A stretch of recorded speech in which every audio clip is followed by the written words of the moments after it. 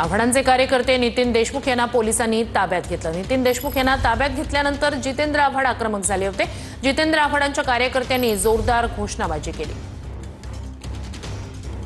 याचा आढावा घेतला आमच्या प्रतिनिधीने।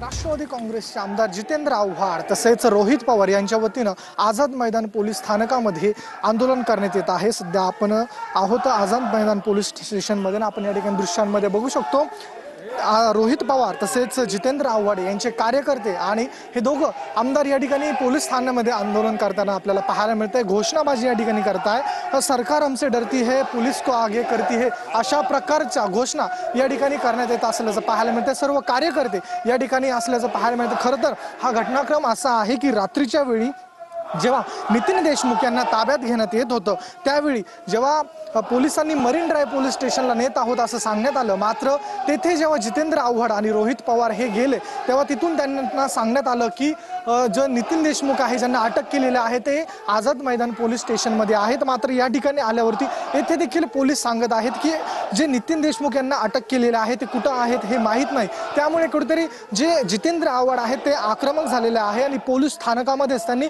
आंदोलन करायला सुरुवात केलेली आहे। कॅमेरा पर्सन रुपेश कांबळीसह मिरुती गणकवार, टीव्ही मराठी, मुंबई।